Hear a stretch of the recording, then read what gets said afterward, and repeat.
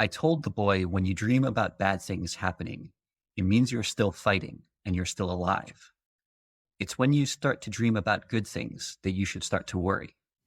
The Road, screenplay by Joe Penhall, based on the novel by Cormac McCarthy.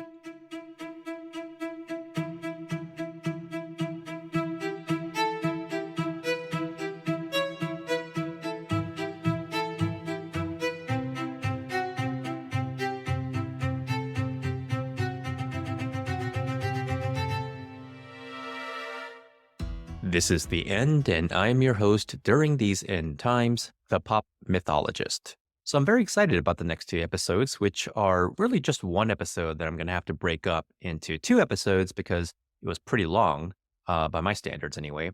And in these two episodes, I invite my good friend, novelist, and film critic Jess Kroll to have a discussion with me about 10 films about collapse.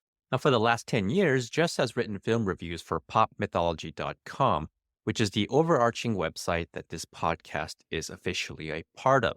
And because Jess's film criticism is such a big part of pop mythology, I knew when I started this podcast that I'd eventually want to bring him on at some point. And so when it was the right time to do so, we talked about it. And then we knew that we'd be talking about movies, of course, but it would have to be movies about collapse because that's what this podcast is obviously about.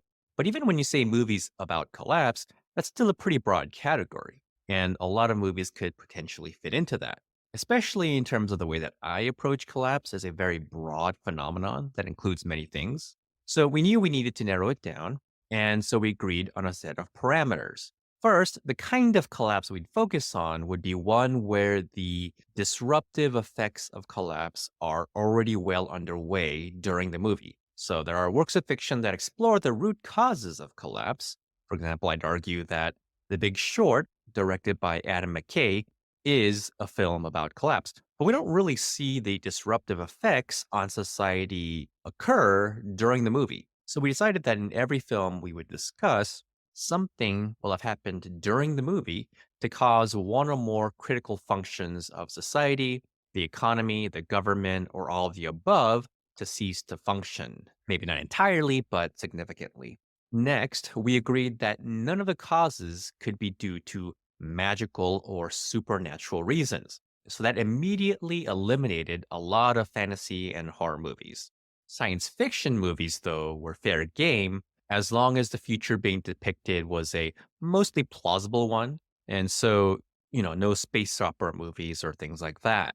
And of course, we wanted to focus on narrative films and not documentaries. So these were some of our parameters, but within those parameters, we tried to include a diversity of films, such as serious dramas, but also a couple of comedies, an animated film, and even a classic black and white movie from the golden age of Hollywood.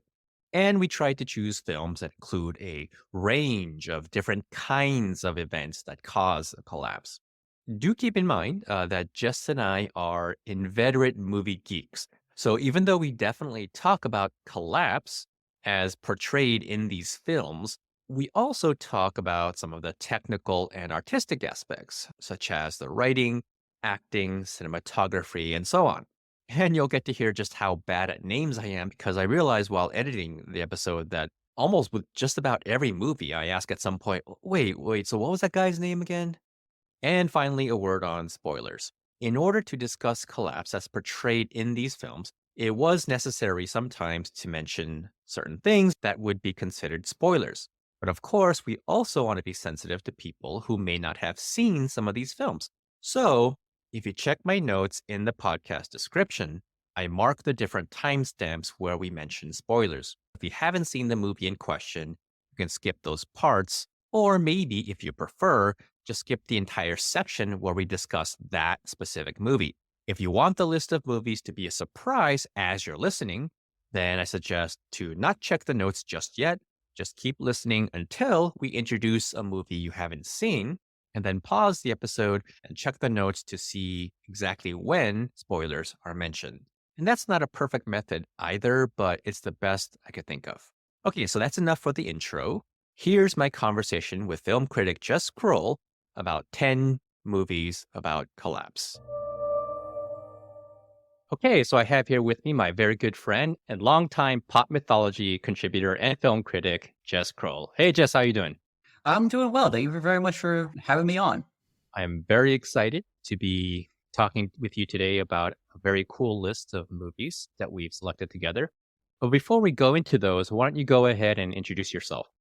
Well, obviously, my name is Jess Kroll. I've also written under the name J. Manoa. That's the name that I wrote two young adult book series under for Abdo Publishing.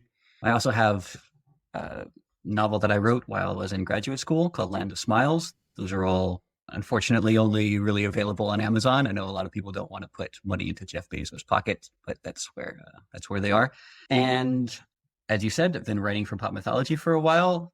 Love doing that. Writing the movie reviews is incredibly fun. It's taxing sometimes and hard to do, but I have a really good time with it. I like to try to make all of my reviews an experience within themselves. So it's not just the review of the movie, it's the review of the experience of the movie or the themes of it. And right now I've been living in South Korea for a few years. This is, of course, where you and I first met, got to know each other. And I'm at a university out here now. I'm an assistant professor. Okay, very good. And as I often say to people, it's not just because you're my friend, and it's not just because you're a longtime contributor, but I genuinely think you are one of the best film critics out there. I do mean that sincerely.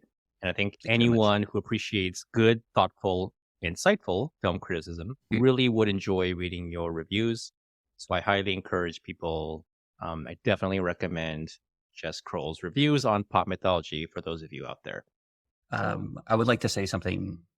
I would like to say I only wish I could contribute more reviews. It's unfortunate that a lot of movies don't open up in the country where I am. Well, that and also we both, unfortunately, have to do a lot of adulting. We have Yes. our day jobs and other responsibilities. There's only so much time we can spend on stuff like this. So, Yeah. and obviously, the thought is much appreciated. But without further ado, let's go ahead and jump into our list of movies. So, as I mentioned in the introduction, there's going to be a logical sequence to this. But I thought it would be interesting to start with a few films that, in some way, address very timely topics or current events that are going on right now in the news. And so I wanted to start actually with the one film on this list that I did not get to see. So I'm going to rely on you, Jess, to sort of walk us through it. But that film is DONBASS, released in 2018, directed by, I hope I'm going to pronounce his name correctly, but Sergei Loznitsa. And so, yeah, so I have not seen this. Why don't you go ahead and give us a synopsis of this to start with, and I'll ask you some other questions. Well, this is an interesting particular film because it's actually sort of 13 short movies, short films, sort of put together all about the Russian invasion of the Donbass area of Ukraine, but not obviously because it was made in 2018. It's not what's happening right now. It was the invasion that happened in the 2010s, and the different little vignettes deal with different subjects. There's one where it's a hospital that's been, hoarding supplies. There's one that's a press conference where one of the politicians smeared another one, and there's a response. There's one where the one that's very affecting is a guy who people think is a Ukrainian soldier in a Russian-controlled area, and what the local populace does to him. There's one that's a wedding. There's a journalist, and sometimes they follow the same character from scene to scene. Sometimes characters will repeat. What's curious about it is that that structure actually reminds me a lot of Monty Python's Flying Circus, where sometimes there would be a character in a sketch that moves into the next sketch. And the sketch might not have anything to do with that character, but they just transition from one to the other. And Donbass actually does that at times. It's a very good movie. The first scene and the last scene in particular are very effective and mirrors to each other. It's good.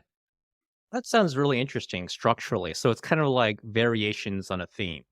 Yes. Well, exploring different aspects of the same theme. The theme being primarily, well, again, a very, very timely topic: misinformation, disinformation, and propaganda, especially.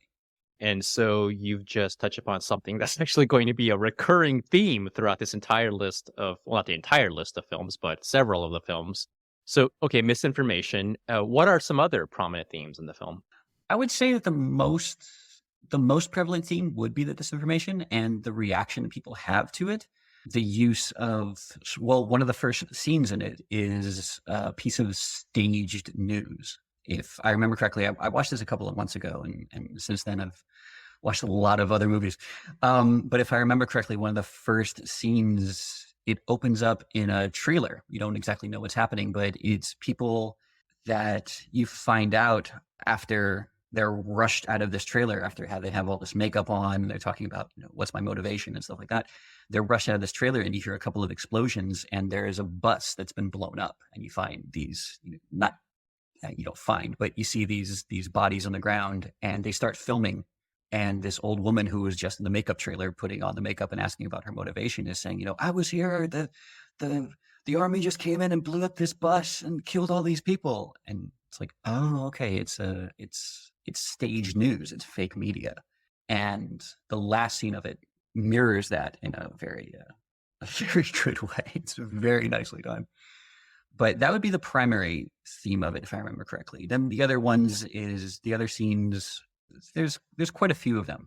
There's 13 of them. I don't remember all of them. And not all of them, to be honest, are quite as memorable as previous ones. Well, misinformation obviously is very related to the overarching theme of collapse. But are there any other themes in the film that, in your mind, kind of also relate to collapse? I mean, so the film, as I understand it, relates to military conflict, which obviously is a prevalent theme when it comes to collapse. Like, you might remember I did an entire episode previously on just 10 films from the civilian perspective of the war experience, and how war, just by itself, can be an entire collapse, or it can be part of a larger collapse. But sometimes the war itself just is the entire collapse. So I was curious what other, besides misinformation, and I know you said that was like one of the dominant themes, but was there, and stage news and things like that, but is there anything else that you felt was interesting in relation to this theme of collapse? I just want to say really quickly, thank you for that previous list, for watching Grave of the Fireflies for that one, because it spared me from having to watch it again for this list. That movie is amazing, but I could not watch that movie again.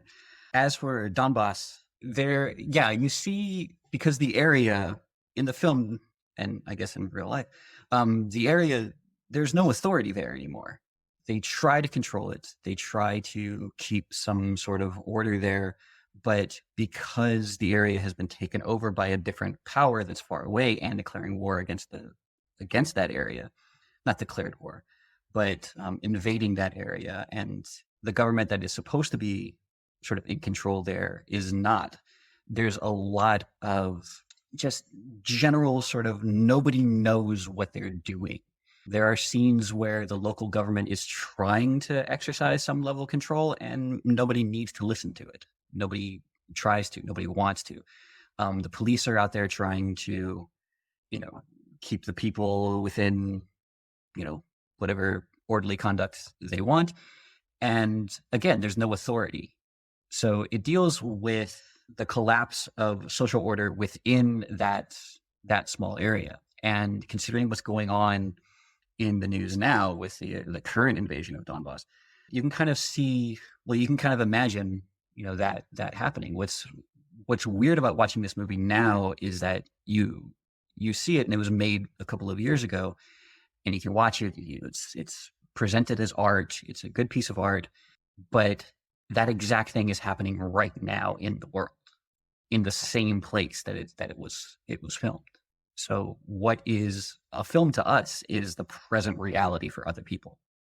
Yeah, that's actually a really interesting point that I feel like we'll be coming back to in a couple other movies on our list as well.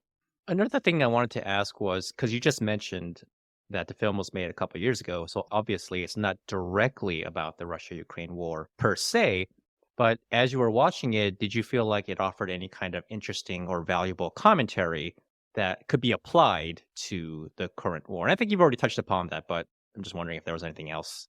That's a good question. I think I don't know the exact conditions of the present war, but the war that's happening right now, most of the news that we get is tactics. It's who's fighting in this region, the morale of the soldiers on the different sides, and of course, Zelensky's heroism.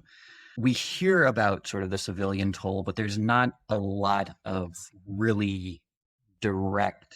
You probably wouldn't ask a reporter to embed themselves in that situation where this shelling is happening at random civilian locations. So I think that's what it does. That's what films do, is they give the experience of the people who live in that situation in a way that is oftentimes more visceral and more emotive than a straight ahead news report would. Because when a news reporter starts to go into the emotion of the people there or the experience of the people there, they run the risk of no longer being objective, no longer being unbiased. And especially now when, everyone's looking for anything that has the slightest hint of bias in either direction. That's what a movie can do. That's, I think, news can't. So in your reviews for Pop Mythology, you Mm-hmm. give a rating for each film that you review, out of 5 stars. How many stars would you give this one? It's somewhere between 3.5 and 4. As you probably have noticed, I'm very protective of my high star ratings. So a lot of times when people see like a 3.5 star, they think, oh, that means it's okay. No, 3.5 in my rating means it's very, very good. Yeah, no, I'm definitely very familiar with that. Yeah. Yes. Even 3 stars even is a pretty good film in your book, right? Well, average is 2.5. Like 2.5 means it's fine. So war, of course, is one thing. Mhm. Nuclear war is another. And of course, one of the things that the Russia-Ukraine war has done is to kind of begin a whole new era of nuclear anxiety for a lot of folks. Mhm. And as we know, a previous era of nuclear anxiety was the 1980s. And that was just a whole era in general of a lot of like anti-Soviet films like Red Dawn and Rocky IV and all that. But there are also some really interesting works about nuclear anxiety. There were 2 in particular from that period. Both of them were made for TV movies. And one was the American film The Day After, which my parents would not let me watch. And the other was the British film Threads. And we chose Threads, much to our horror. Yes. Oh my gosh. Yeah. How would you characterize this movie, Jess? Just relentless, unflinching. I would say that they did a very good job at capturing the effects of nuclear weapons, and that anybody who jokingly mentions using these weapons or even does it as an idle threat doesn't understand the effect that these can have, not just on the people directly in the blast radius, but those people, what is it, hundreds of miles away? Yeah, it's a brutal experience to watch this movie. It really is. Have you seen Chernobyl? I have not. I've tried to avoid these types of subjects, to be honest. Yeah, no, that's completely understandable. I mean, so Chernobyl was also a pretty brutal watch. It was really good, but it was pretty rough. But this felt even more so in a way, and partly because I couldn't believe while watching it, I'm like, oh my God, this is a made for TV movie. I read that virtually an entire generation of British children were traumatized. I can see why. Yes. I feel traumatized now. Yes. It is horrific. And one of the things I thought this movie did really well is when it comes to nuclear arms, like the situation it depicts, it starts out not necessarily being catastrophic, but Mhm. through a series of mistakes or miscalculated actions or miscommunication, it could very quickly spiral into a catastrophic situation. So when people say like, oh, we don't need to worry, there are all these kind of like, checks in place and like nobody's going to be crazy enough to do this. It's going to be self-annihilation. I mean, yeah, that's true. But again, with complex human situations, you just don't know, right? Things can spiral out of control. And I thought this movie did a really good job of that. It did an exceptional job of that. There's a lot of movies that, like one of my favorite, dark comedies of all time, Doctor Strangelove. It ends with nuclear war. And of course but you see that from the perspective of the two governments feeling with each other. What Threads does is it shows the people on the ground, the people in the cities that are affected. I read that the reason why they chose Sheffield in England was that town signed like an anti-nuclear agreement of some sort, so they weren't going to have any sort of nuclear development within their area, and so the people in that town were very willing to take part in the movie to further its message, its anti-nuclear message. Oh, wow. That is really interesting. I did not know that. Thanks for telling us that bit of background info. If the source from almost 20 years ago is is trustworthy or not. Yeah. Another thing that I thought the movie did pretty well is, again, speaking of like war from the civilian perspective, there was a bit of portraying, people in power and uh, going about their administrative efforts, their emergency relief efforts, and things like that. Mm. There was a whole group from like the underground bunker, but it was mostly just regular average people, right? As they're starting from a place of kind of like just a general level of worry, but okay, hopefully it'll work out. We'll probably be fine. And then increasing anxiety and then just all out hellscape, right? And for me, I thought that the character that really reflected that process well was can't remember her name. I don't know the actress's name or the character's name, but she became pregnant Oh, and right. yeah, there was that couple and they became pregnant and they were really looking forward to it. And then as the story progresses and as the situation gets increasingly dire, there's a point where she just says, I don't care about this baby anymore. Yeah. And that's kind of when that hit hard. I was like, oh, wow, that's where you see the despair kicking in.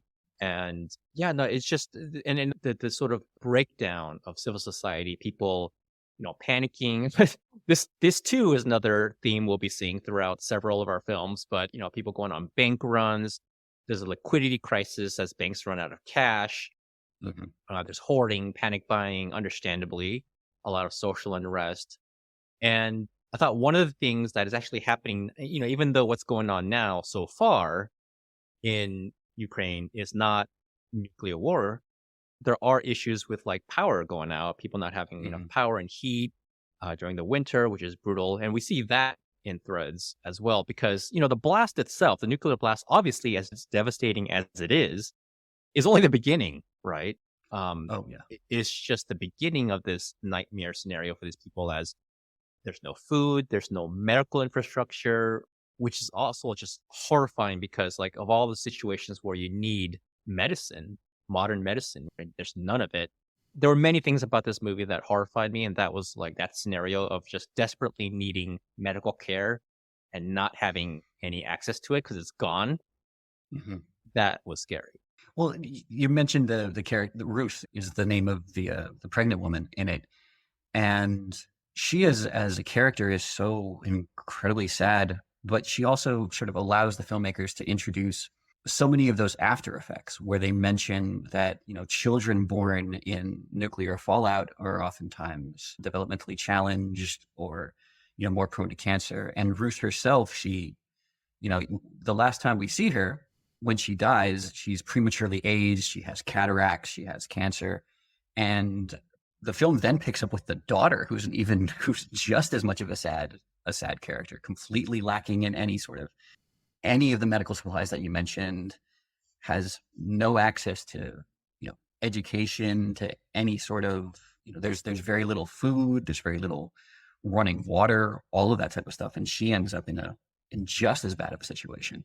But in terms of, the effect that things have afterwards, if I may, I like to share a quick experience of mine. When I visited Japan, I went to Hiroshima, one of the cities that I went to, and I went to the what is it, the Peace Park Museum there. It's the museum that is there to chronicle the effects of the nuclear blast there. And boy, that's quite an experience, especially the last thing that I saw that I remember seeing in that is the story of a child surviving the actual bomb. And it follows this child over the course of many years. The child, survives the initial blast, but then, as the child grows up, there's the after effects. You see the cancer, you see those things, and that's what eventually gets them. It's not the bomb that gets them, it's the effects after the bomb that gets them. It's the radiation, it's the fallout, it's the lack of supplies, it's the lack of access to medicine and other such things. There's so much more than just that initial blast. That's what Threads shows. That's what the Peace Museum showed. Exactly. And I too thought that the museum and the park in general was one of my favorite experiences. I lived in Japan for about a year, but one of the most memorable experiences, and by no means fun in the conventional sense, No. but definitely sobering and meaningful, was the museum. The other thing that was interesting at Threads. Oh, sorry, go ahead. Oh, sorry. I before we move off the topic of Hiroshima, what kind of moved me there, and it was my favorite city when I went to Japan, is how lovely the city is now.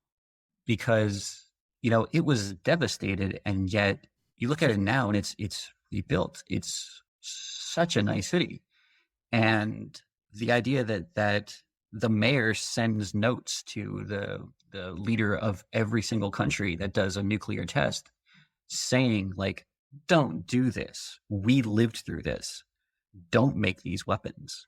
Like, that city seems to have come back stronger and more enlightened, I guess we could say. That's what really moved me about that place.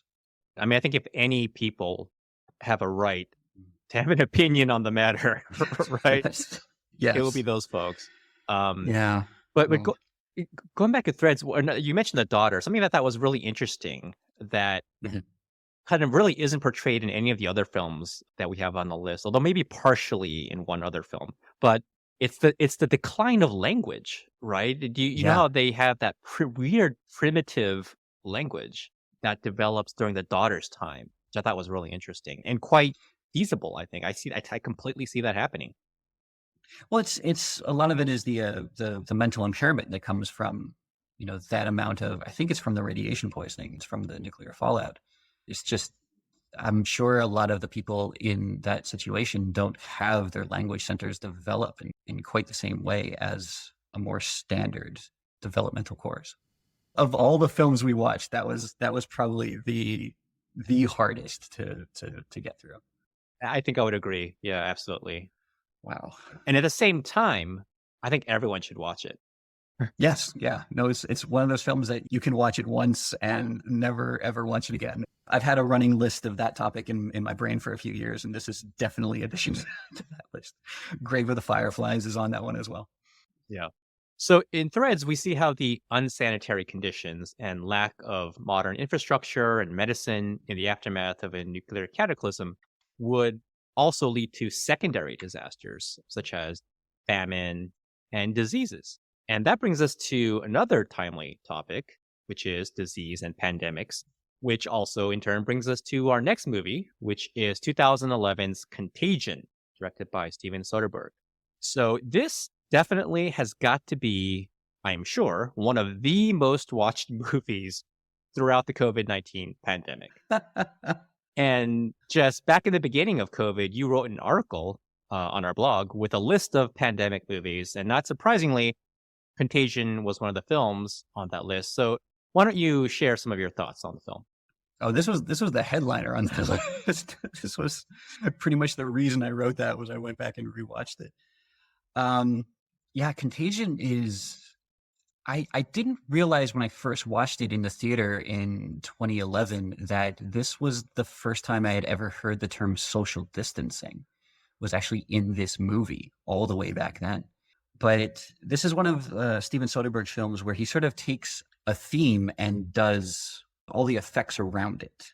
There was the one he did called Traffic a few years before this that was all about the drug trade.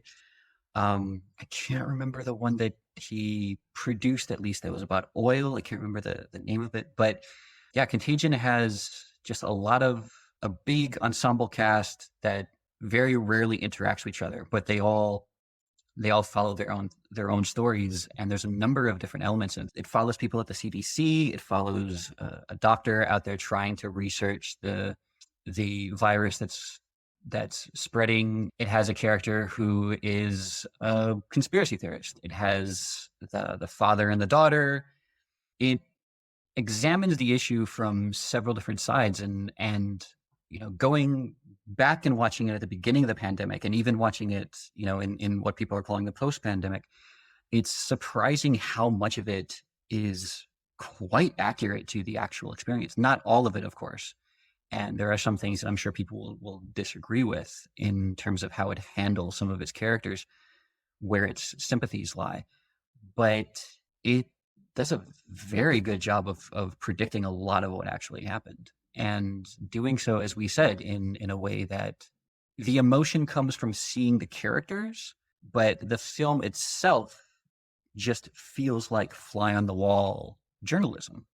It does feel like journalism. And yeah, like you say, it's amazing just how many things it got right without meaning to, right? It wasn't trying to like in advance, we'd like to show you what COVID's going to be like. No, it's just trying to tell a compelling story, and it does that. A Right. compelling story, Right. compelling, story on the individual human level as well as on a larger scale. It does a great job of that.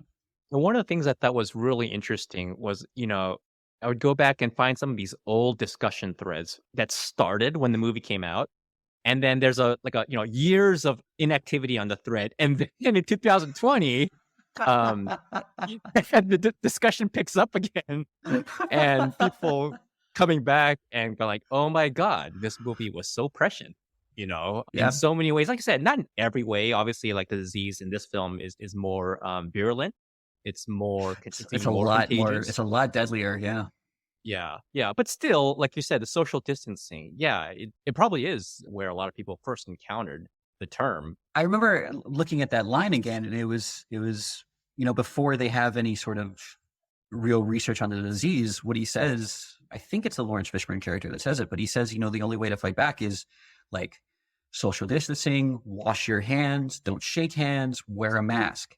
And that that sounds so familiar to anybody who would watch this movie now. And speaking of masks, so I really like this film, obviously, and I think it's amazingly accurate and realistic and all that.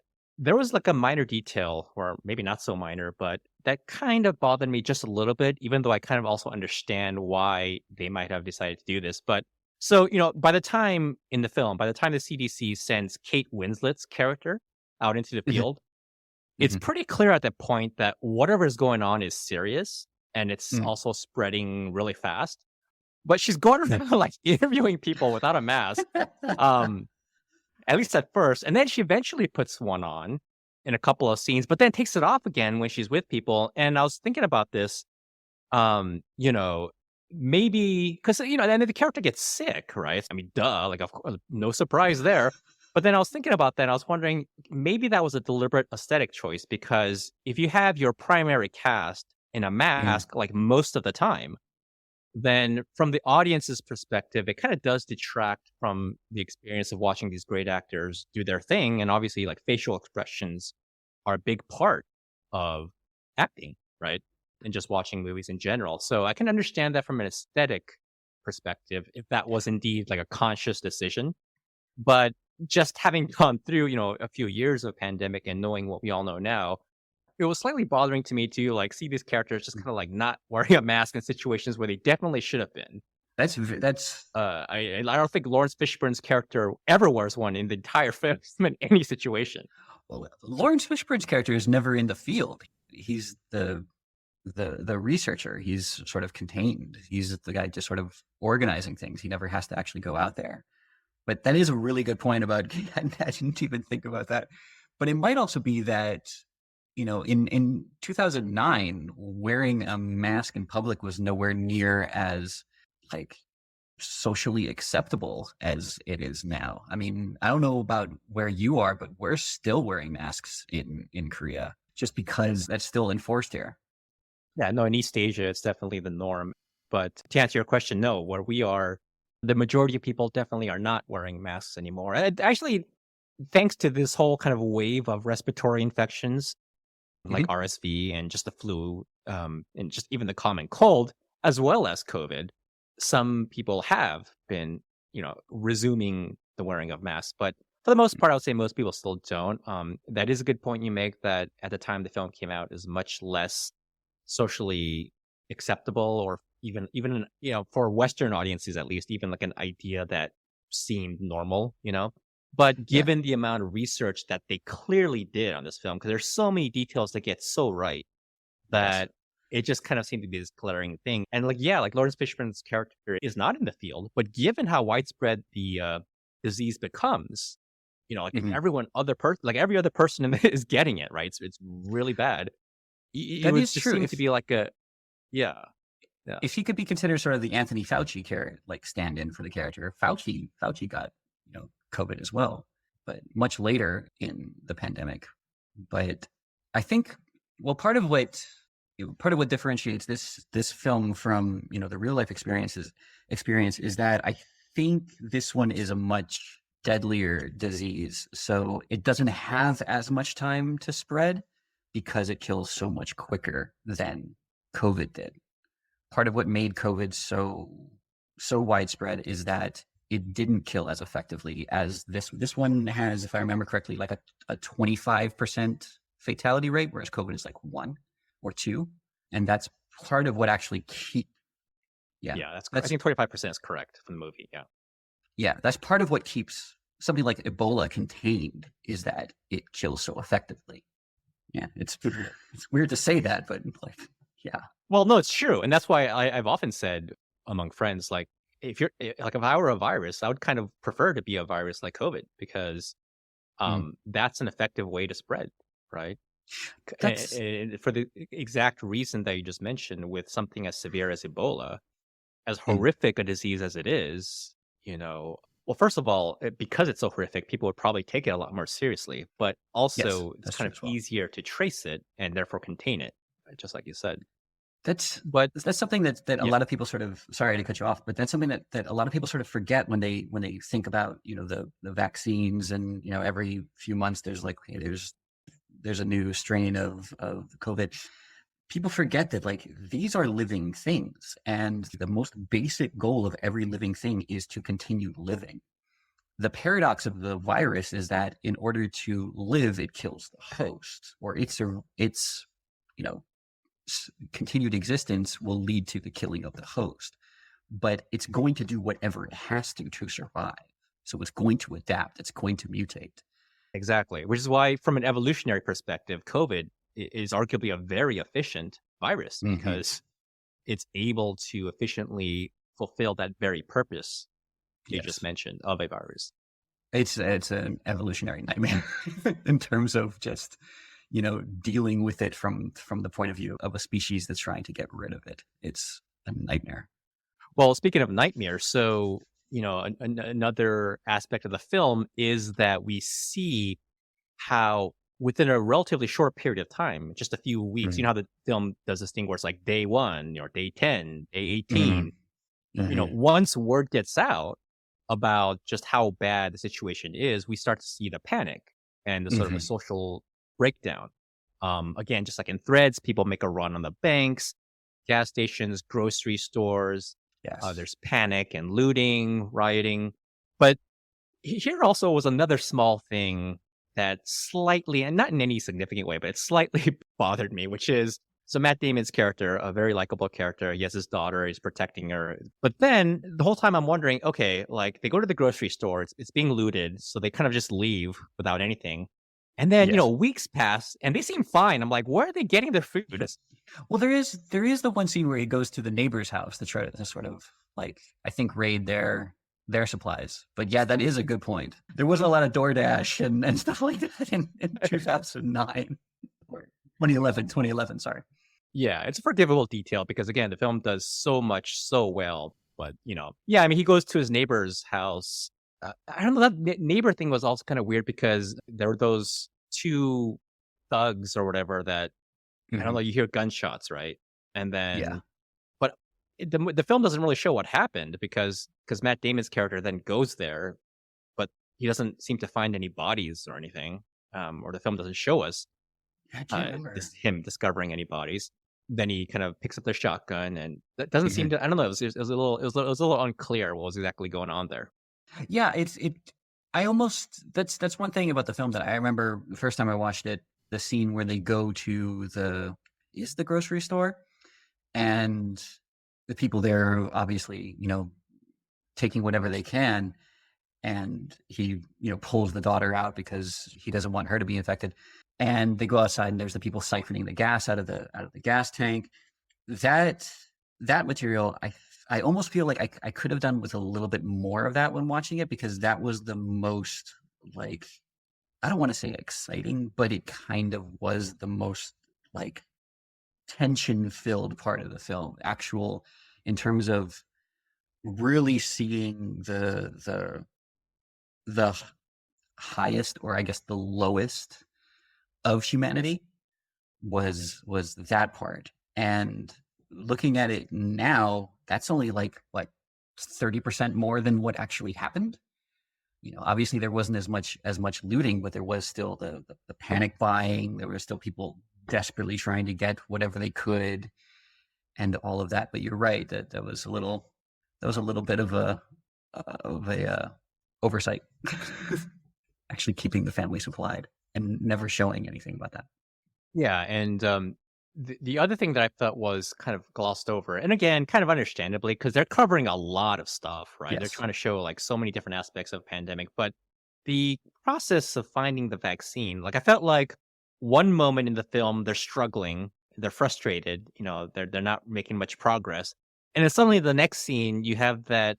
I can't remember the actress's name, but she has this blissful look on her face as she's looking at the monkey who survived, and now they have the vaccine all of a sudden. So like, okay, Yeah. well, that was a little jarry for me. It's not a huge problem, I don't think, but it felt kind of jarring. It was just sudden. That was quite fast. I mean, thinking about it again, it's less than a 2-hour film, and it has to cover a lot of stuff. You're right. I don't know how compelling of a narrative it would have been to have different characters going, okay, we're gonna rush uh, FDA approval of this vaccine.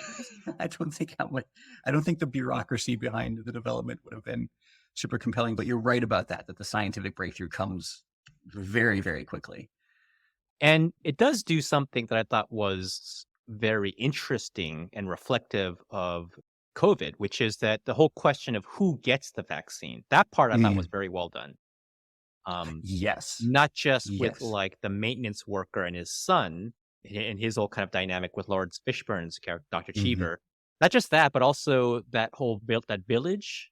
Was it Hong Hmm. Kong or China? I can't remember for sure, but It was yeah, it was somewhere in China, I believe. yeah. But this just the whole question of who gets the vaccine, who doesn't, and issues of Yeah. equity, access, fairness, just things like that.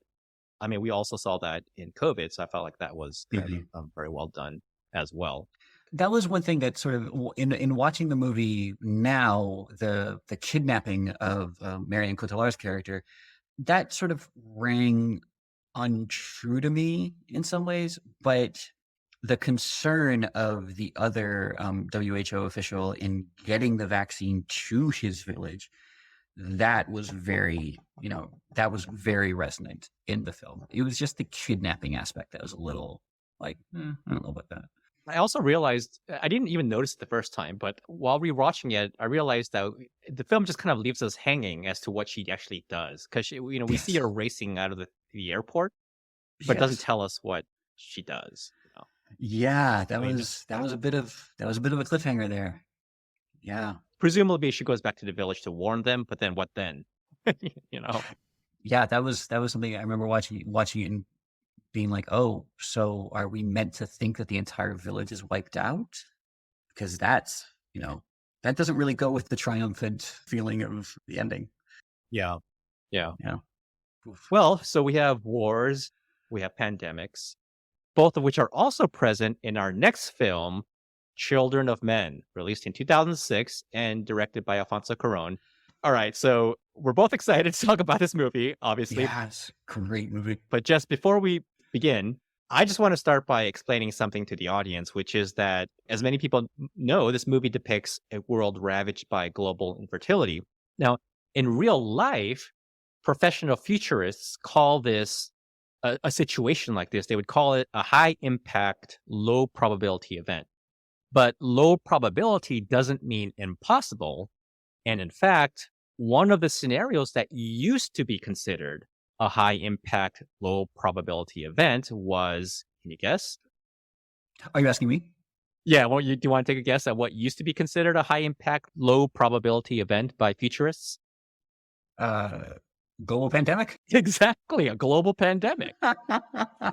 So futurists also say to take high impact, low probability events seriously and foresee them and prepare for them because despite the relatively low probability, when they do happen, they are extremely high impact. So a professional futurist, for example, like Jane McGonigal, who in her book Imaginable discusses some of the reasons why we do need to, as a society, like discuss and think about these low probability events. And actually, in the case of infertility, just like with pandemics, it seems that with the passing of time, it's actually becoming more and more likely because Mm. male sperm count has actually been decreasing, like actual in real life globally for decades. Likely due to a combination of a lot of reasons, like, such as potentially lifestyle, diet, but also things like exposure to toxins like microplastics, which act as endocrine disruptors. Mm. So for all these reasons, we actually see in real life the count of male sperm really declining in real life. So it's not so unlikely anymore and increasingly becoming more likely. But having said that, so I just wanted to kind of set that context up in that this is a science fiction film that in so many ways is so, well, realistic, but also in my mind, has a fairly high probability of actually occurring. Not necessarily exactly the way it does in the movie, but in some ways. But yeah, let me pass it off to you and why don't you kind of share some of your general thoughts on it. I think as I mentioned to you before, when we started this list, I was excited to watch this movie again because I remembered it just being an exceptional film. It is like the camera work in it alone is astonishing. And I forgot just how bleak this entire world is. I got my memory of it is so much caught up in the art of the actual filmmaking, the car chase sequence alone, where the camera moves from the different seats within the cars and all of that. The art is so compelling that I forgot just how dark the world is, how gloomy this story is. It's again like a sort of a brutal watch, but that I think you can watch it more often than something like Threads because there is at the same time the artistic level to grasp onto and to almost use as an escape from how gloomy the subject matter is. Yeah, if someone were to ask me, like, out of this list, which movie do I personally feel would be the closest Hmm. to some form of real life collapse that we might possibly see in coming years or decades? And I would say this film. And again, by that, I don't mean like exactly the way it Hmm. happens in the movie. And I don't even necessarily mean, I'm not even necessarily talking about infertility. But Hmm. what I am talking about is fascism. So, like, Yes. we see if we were to replace infertility with, say, climate change, Hmm. and then you're gonna inevitably, I mean, it's already happening, but it's gonna get worse, which is the mass migrations, right, Yes. across borders, people seeking safety because they're displaced from their own homes. And then as that also inevitably overlaps with economic downturn, and as people start to get increasingly scared and desperate, I do feel like a historical pattern is going to reoccur where you have like these proverbial strongmen appear and say, "Hey, like I feel your pain. I know Yes. the answer. Yes. Put your trust in me, right?" I alone can And fix it. and there will, yeah, and there will be demand for things like the closing of borders, Hmm. and just so much of what we see in the film, I could just totally see that happening. And the film does it in such an artistically compelling way that's also, there's that slight documentary feel. There's like the Mm. shaky cam aspect and just the scenes of like these migrants being locked up in cages Hmm. uh, is not just potentially indicative of the future, but is also reminiscent of things we've already seen in recent Yeah. years, right? What is the Title 42? There's that Title 42, the actual American government thing that said they could lock up immigrants coming in from countries because they thought that they might be carrying COVID. Yeah, yeah. Yeah, that's And something that the movie handles extremely well, is the immigration, the people just trying to flee from other countries coming in and being thrown in the cages. And it's not something that is really dwelled upon in the beginning of the movie. It's sort of a little undercurrent that ends up tying in much more later on. That's beautifully like thread throughout. yeah, absolutely. And it's something else that I thought was really well done and that I thought was also really very realistic in terms of what we might potentially see in like a real life collapse scenario is this simultaneous coexistence of like third world conditions with high tech. You know, Mm. this vast divide between the haves and have-nots, Mhm. dire poverty mixed with extravagant wealth. So, like the scene that for me captured that was when Theo, the protagonist, visits. I think it's his cousin's house. His cousin, who is like a government official, Yeah, something the like that, official, yeah. and it's just yeah, it's just like this lavish palace basically, Yeah. and the cousin's son is like basically addicted to some sort of virtual reality interface, right? Oh, right. Um, Yeah. yeah, there's just like this juxtaposition of extravagant wealth and power, while the vast majority of people are struggling with, you know, lack of resources and things like that. And that is something that I see that I think is not only happening already, Mhm. but is very likely to get worse in the years ahead. So there's just so much in this film that I just feel like is so prophetic Yes. and just also very realistic. And then you have, even, in the film, you have the fishes, and you have the sort of the governmental entity, and the two sides that are fighting each other. And then even when something miraculous happens in the end, it's only a temporary stop to their fighting against each other. That's something that I think is very realistic as well, is that you have two sides that oppose each other, and then even if the thing that they're supposed to be fighting over is settled, they're just so ingrained in the fight that they're just going to continue with it. And that's also a really great point Yeah. because, you know, the other thing the film does really well, again, yet another thing is, you know, it shows like the emergence of this fascist state, and it shows the reaction to that, right? Which is like the rise in radicalism Hmm. and sort of oppositional movement, initially led by Julianne Moore's character. What Yeah. was her name in the character? Do you remember her Julian, I character's think. name? I think it's Julian. Okay, Julian. so close, similar to the real Yeah. actress's name. Um, really interesting character, even though she has relatively short screen time. I thought it was a really interesting character. Yeah. And obviously her sort of history with Theo is also kind of interesting. But yeah, you mentioned that scene, that amazing. I mean, can we just take a moment to really give a big shout out to the long takes in this film? The Oh amazing God. long takes. Oh my god. Yes. The last scene that has Julianne Moore in it. Oh my gosh, I still I watch that sometimes just trying to imagine, like, where's the camera in this scene?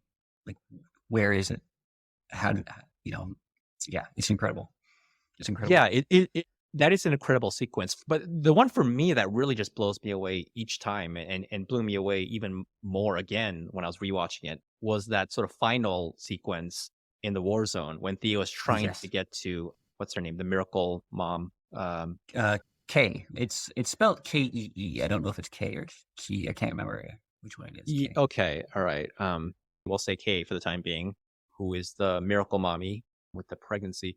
When Theo is trying to get to her, and that sort of final sequence with that amazing long take, which God, can you even imagine like one thing going wrong and like cut? Okay, we're gonna do that Yeah. for.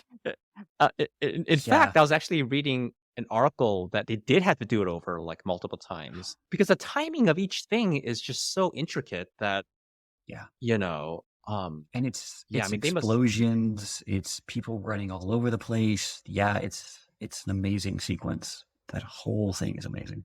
Yeah, and so I would really suggest to people, if possible, like this is not a movie to watch on your computer screen or your laptop. This is as much as possible, you Mm. know, whether it's like a a rescreening at an actual theater if possible, That'd be or great. just like a big TV if possible, because the visuals are just so amazing, right? That I feel like, I mean, this director in general, films like Gravity, right? These Yes. are all films that need to be seen. They're just begging for a big screen. I was just about to say, well, there was also Gravity. But yeah. Yeah. What really strikes me about Children of Men, and Contagion has this in a similar way, but the pacing of Contagion of Men is immaculate. It's the way it starts, of course, with an explosion, but it's relatively small scale, and as the film goes, it just becomes bigger and bigger and bigger and bigger, and then you reach, as you said, the long take running through the city.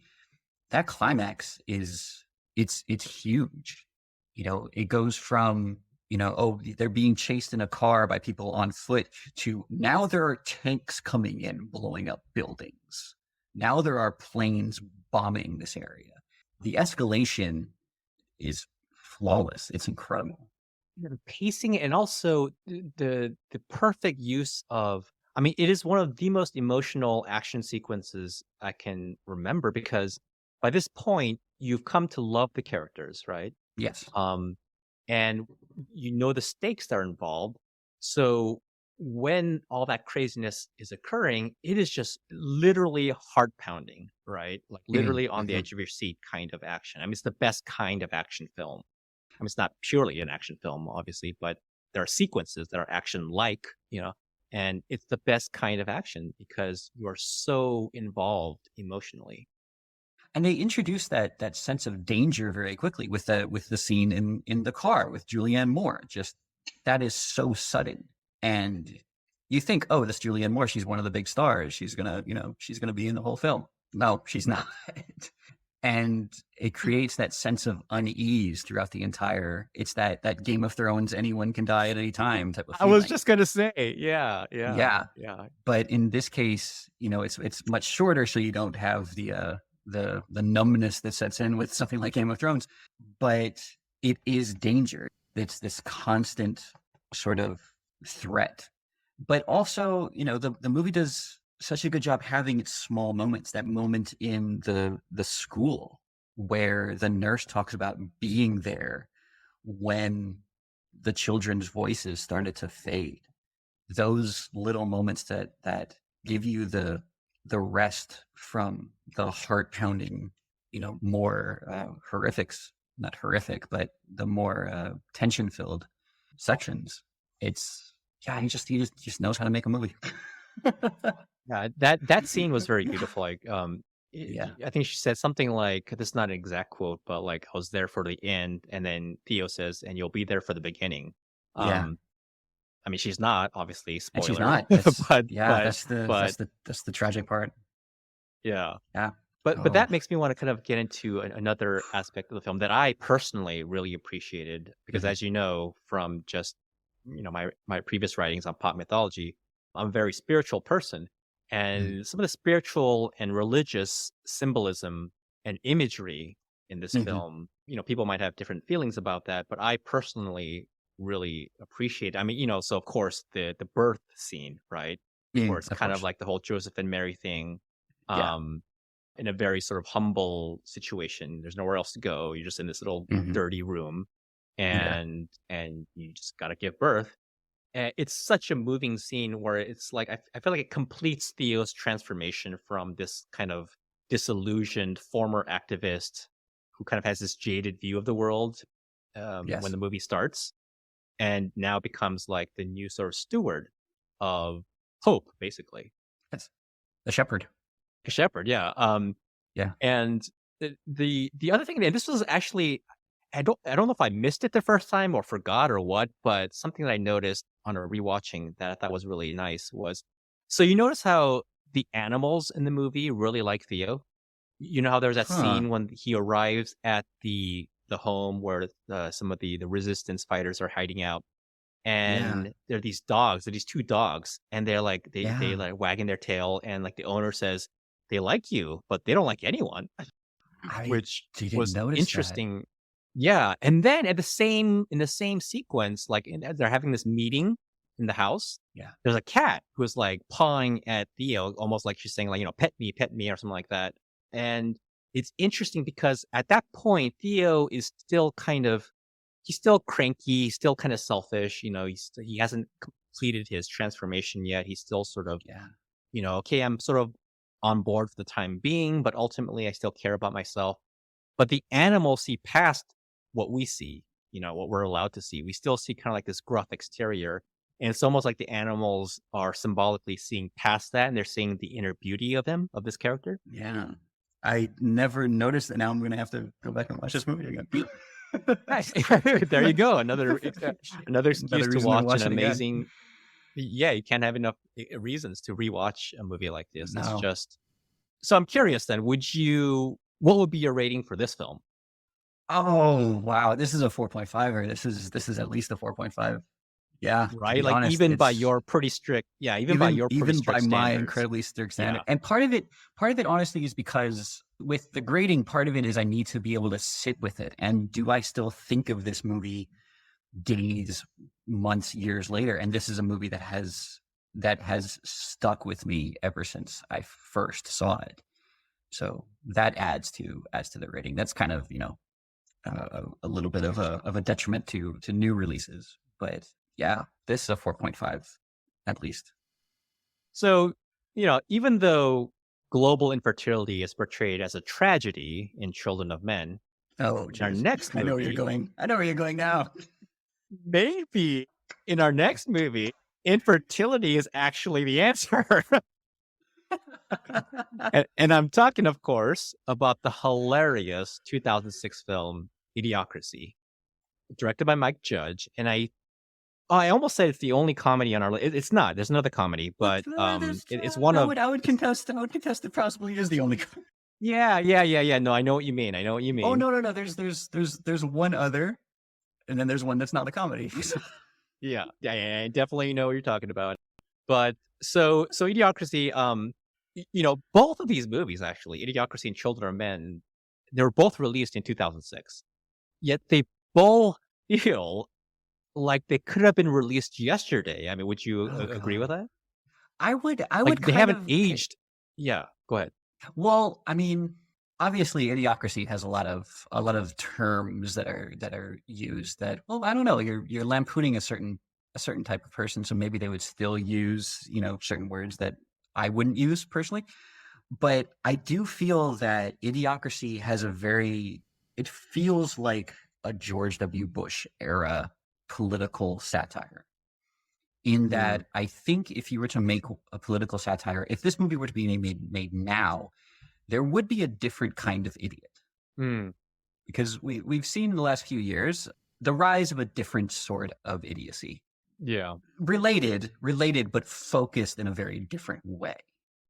So what are some themes or just any elements at all that really stuck out for you in this film? Well, there's the obvious one of the sort of dumbing down of humanity, which, yeah, is even before this movie came out, that was something that I sort of thought about. But the overwhelming amounts of corporate control, which is also going to be something that we'll talk about, I'm sure, in a couple of other films later on. The whole, Brano, or was it Brano or Brondo? Is there a D in it? Brondo, I think it is. Yeah, Brondo. Brondo. Yeah. But then, sorry, I'm just thinking of all the different television shows that are in this. Out My Balls and the movie Ass, just the and then Fox News coming in, the media control of things. It really is a good exaggeration. It's a good farcical look at one possible avenue that societal collapse could take, is following this train of thought. The thing about this movie is that, personally, it's not really my type of humor, and that a lot of the jokes don't really land for me, but the broader themes are what appeal to me in this film. I like the ideas more than I actually like the humor of it. Yeah, no, that's totally fair. For sure, Mike Judge his type of humor is not to everyone's taste.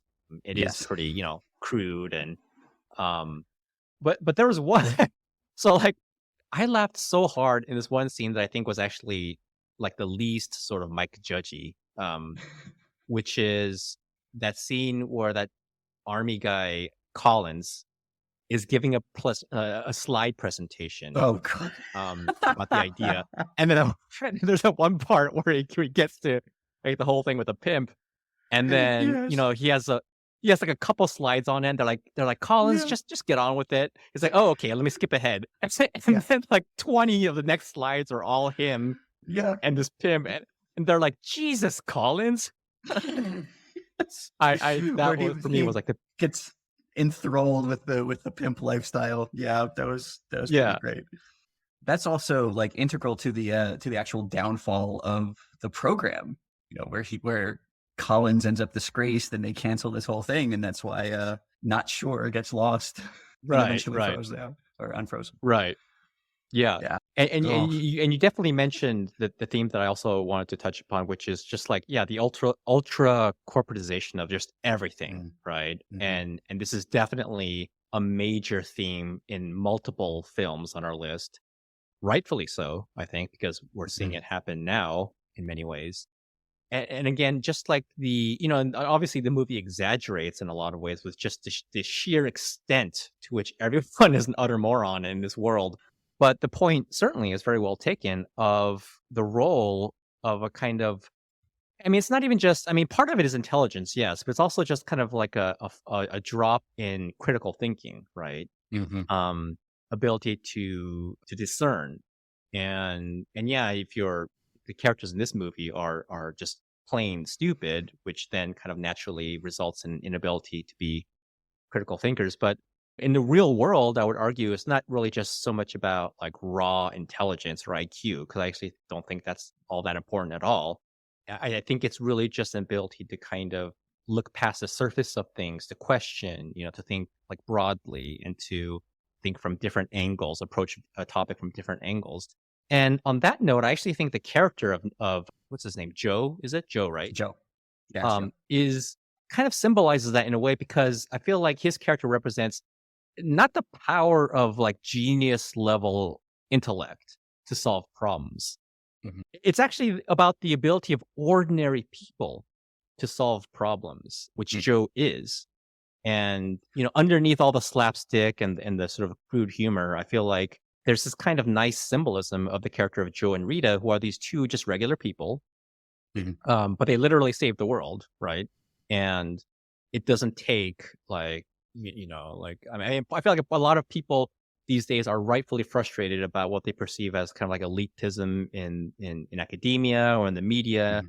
And I really sort of can understand that. And I feel like this movie is a kind of a nice little testament to, symbolically, a nice little testament to the power of just a regular person, through sincerity, through good intention, to make a difference. Well, what you see with Joe is that in the beginning, he's not a critical thinker. And maybe it's because he understands that he's not like the most capable person. But like the narrator says, lead follower, get out of the way. Joe is a get out of the way type of guy. But as the movie goes on, it says, this time he's not going to get out of the way. He is actually going to step in. And that's when he starts to sort of think more critically about things. The lack of critical thinking, I think, is most illustrated in Rita's customer that follows her around, and she keeps extracting money for favors that never come, and he never really questions that. He's just sort of like, okay, you're the professional, or the cabinet secretary, or not the cabinet secretary, the every person in the movie who's like, well, Brondo's got what plants craves. It's electrolytes. It's like, but what are they? It's what plants crave. Right. You see that. I would say, like, I think Rita is probably smarter than Joe, because she seems a lot more capable in most situations than he is. And I'm pretty sure Rita could figure out, like, put water on the plants. I'm pretty sure she could have done that. But she just, she wants, her life is one where she needs to lay low. She doesn't want the attention, because that's what she's been conditioned to do her entire life. In terms of lead follower, get out of the way, she's instead of getting out of the way, she's gonna sort of wander off to do her own thing. That's the way she would get out of the way. But yeah, it's the boy, the lack of critical thinking in this. It's hilarious because it really shows. Well, we had the what is it, the malapropism of herd mentality. This is very much an illustration of that, of just follow along. The Brando has what plants crave, and therefore it's good for plants, even though it's killing all the plants. But it has what plants crave. Or the all the other corporate slogans. Carlos Jr., fuck you, I'm eating. Like stuff. There are so many details, that actually Yes. you're reminding me just now with the Carl's Jr. thing. And so what do you think of President Camacho? I mean, how prescient is that character? First of all, I love Terry Crews. I know he has a couple of little like problematic things here and there, but I'm just happy when I see Terry Crews in anything because he seems like such an interesting person. President Camacho, perfect encapsulation of spectacle as substance. Just somebody who is completely empty but talks louder than everyone else and therefore is worth following, according to them. Yeah, great character. I know it really is a great character. And, in a way, he almost struck me as, in some ways, like in this world of just everyone being idiots, he, in some moments at least, I mean, obviously there were moments where he just very clearly displayed his inability to think, but there were a couple moments where, like, he's actually, in a world of idiots, one of the less idiots. Yes, I was thinking that. I was thinking he's not that stupid sometimes. I mean, he put Joe to work, for example, right? When no one else could think to do so, and he still takes it farther, though. He does what that big speech that Camacho gives has a very nice representation of the sort of escalation. When somebody starts to get applause and approval, they escalate. They get farther and farther. And he's saying like, yeah, Joe's going to he's going to get the crops to grow, and he's going to fix the dust problem. He's going to fix this, and he's going to fix this. And everybody's like, yeah. And he's like, and he's going to do it in a week. Okay, now you've gone a little bit too far. Like, these are problems that can be solved, but to solve all of them in that time span, like Camacho is so much enjoying the approval that he's getting that he just goes farther and farther and farther, and then does something that is essentially impossible. Promises something that's essentially impossible, and that's something that we see a lot. I mean, like, no kidding. Yeah. Especially nowadays, right? Oh yeah. And here again, so many. We mentioned the corporatization of everything, but like, okay, the dust storms, which reoccur in again multiple films on our list. Yeah. Of all the sort of collapse situations that we cover in these films, I think dust is the most prevalent. Yeah, it wasn't on purpose because that wasn't our No. criteria when we were choosing, but it just turned out that way, right? Where almost half these films have a very prominent place for dust. Yes. And it's, as somebody who is actually allergic to dust, like, I understand. Yeah. So would you say on the whole that you liked Idiocracy? I would say on a whole, I would say it's a good movie. I would say, as I said, like, the humor of it is not exactly my taste, but conceptually, I like it more as an idea than as an actual film. It's one of those things that I like that it exists more than I enjoy watching it exist. Yeah, the only part that I've gone back and watched like more than during my rewatch is the beginning sequence. The first like 5 minutes. I find that hilarious. Right, with the whole like mankind stupider and stupider. Because it is also painfully true, where the more thoughtful couple is saying, well, we don't know if we want to bring a child into this world. There are so many problems. And then there's just the total idiots, breeding like rabbits. And that's the one that in terms of doomsday scenarios, that's one of the ones that I find the most terrifying. Well, and it's happening because I see on a lot of these subreddit groups that I'm on that are in some way or other related to like societal breakdown. And so there's a big one, obviously. There's the collapse subreddit, and there are a couple of related ones. There's one called Lost Generation, which is basically about the frustrations and anxieties of young people these days. And you see a lot of these threads where people are just like, I am not going to have children. Yeah. I don't see it as being a morally justifiable choice given everything that's going on. And aside from people's different opinions about whether that's right or wrong, I think it's hard not to understand where that's coming from, right? Because, yeah, there are so many reasons to feel hesitant about people who might otherwise. There are some people who just naturally don't want children no matter what. But Yeah. there are people who would normally maybe want to have children, but for lots of reasons have decided against it. Yes. And just because of the way it works, these are people who are going to be thoughtful people, thoughtful Yes. and, it just because they feel like it's coming from the moral conscience, basically, right? Yeah. And so that's the problem right there. If these are the type of people who are not raising children, then Yeah. I remember it even before this movie came out. I had a conversation with a woman that I was friends with way back in university. She was a mutual friend of me and my then girlfriend. And, my girlfriend and I, we both mentioned like, yeah, we neither of us really want to have children in the future. I don't know if I feel the same way now. I don't know. I haven't really thought of it. But our mutual friend goes, but you're smart. We need people like that. That's what she said. So yeah, that was where that thought was first introduced to me. I think in terms of collapse scenarios, one of the things that strikes me as this one being one of the more horrific is that, like another movie we'll talk about later on, it's the one that I can see happening, as you just mentioned. It's the one that I can most easily imagine, or one of the ones I can most easily imagine. okay, and that concludes part 1 of our special episode on 10 films about societal collapse. Join us next time when we talk about 5 more movies about collapse. Until then, this is not the end of the episode. It is the end of part 1, however. Until next time, I'm your host, the Pop Mythologist.